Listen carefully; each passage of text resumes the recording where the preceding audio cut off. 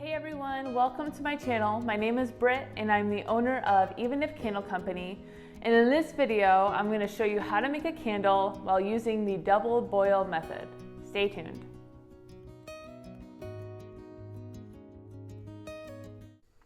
All right, so you want to make sure that you have your pot that can fit your pitcher. Of course, fill it up with water, and I have that already heating up. So while my water is heating, I have all of my supplies ready. So you want to make sure that you have, your wick stickers, your wick, the fragrance oil, your thermometer, and of course your vessel of choice, spoon, and you've already measured out your wax. So these are 8 ounces. So I do have 8 ounces of wax in here. And if you measure in grams, I have 226 grams of wax ready to go. So while this is being heated up, I'm going to prep my vessel. So I'm going to take the wick, grab a wick sticker, place it on like so,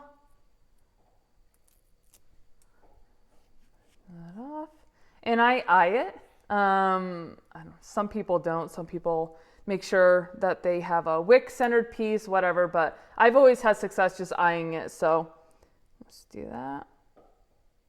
All right, and push your wick in with your fingers like that. So you would do a little tug test, make sure it's nice and steady in there.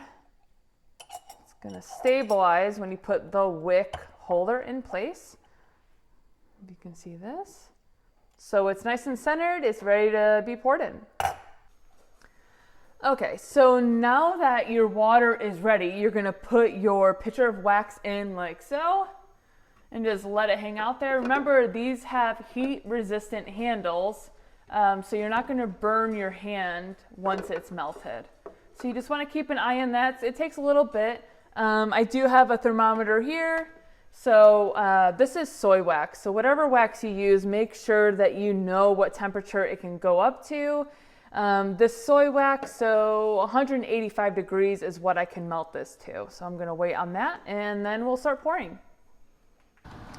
All right, so it's been about 5 minutes. As you can see, the wax is melting nicely.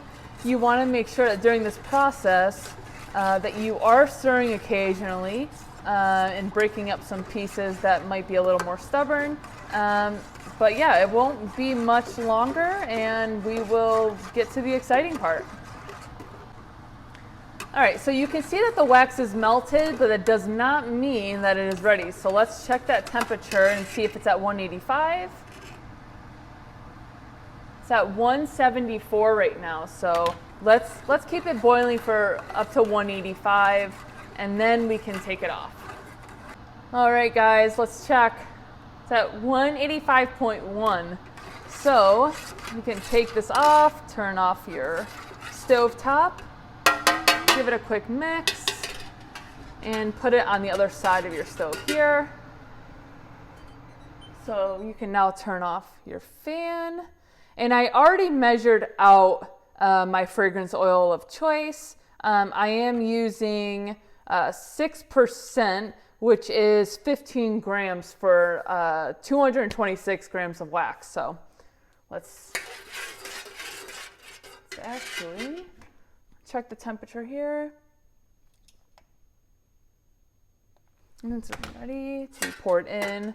I pour in, all right, there we go. I pour in,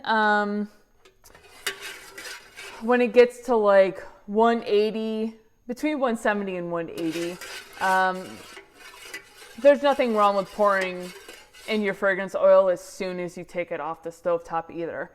You want to mix your fragrance oil in for a while because it only gets to 185 degrees, which seems hot, but if you work with other waxes like coconut wax, you can heat that up to like 212.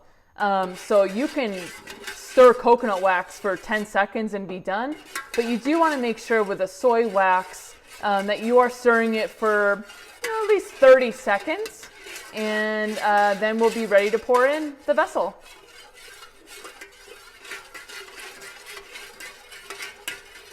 Let's check the temperature here.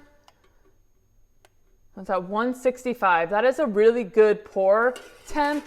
I pour my soy wax vessels between 155 and 165.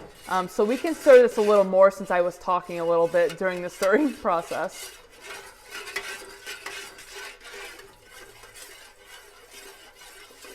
And back and forth, making sure it's all blended in nicely. It's 160, so let's start pouring here. I'm gonna put my spoon in my sink there, and you take your vessel, and with a steady hand, you just pour. You want to pour up to that fill line, and perfect. That's exactly how you make a candle. It looks good.